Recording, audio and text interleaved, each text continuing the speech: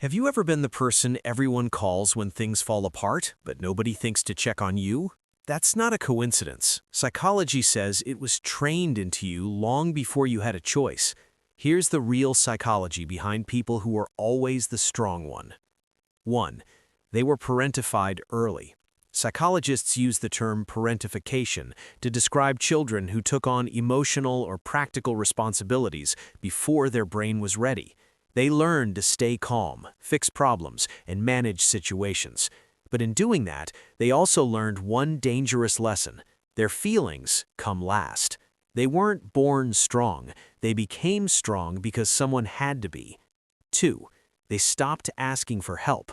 Developmental psychology shows that children who can't rely on consistent support develop something called survival independence. They stop reaching out. They stop expecting comfort.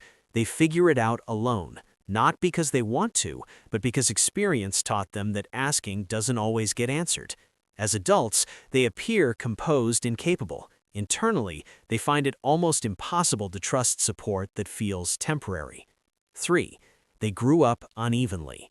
Psychology calls this split maturity. When emotional development gets rushed, some parts of a person grow too fast, while others stay frozen. They can manage a crisis, mediate conflict, and hold others together, yet feel completely lost when someone asks what they need. They became wise before they became safe, responsible before they became rested. 4. Rest feels dangerous. People who are always the strong one often associate stillness with threat. When things were calm growing up, something usually went wrong shortly after, so the nervous system learned to stay on alert, to always be ready. Psychology links this to chronic stress adaptation. The body stays in a state of low-level vigilance even when there's nothing left to protect against. They don't know how to do nothing without guilt. 5. Receiving care feels wrong. Research on early responsibility shows that strong ones often develop a deep belief: if someone is taking care of me, I am burdening them. So they minimize their needs. They apologize for wanting support. They deflect concern with humor or reassurance. Receiving feels far more uncomfortable than giving, because giving was always the only role they knew. 6. They read everyone except themselves. Growing up in unpredictable environments sharpens emotional radar. They notice mood shifts before anyone speaks. They anticipate problems before they surface.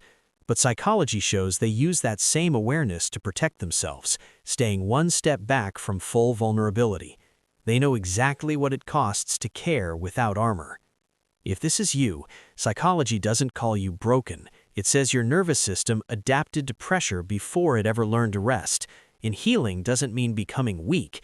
It means finally believing you're allowed to be held too. If this resonated, watch this next. There's a type of person who carries all of this silently and never lets anyone see it. You might recognize yourself in it. The link is right here.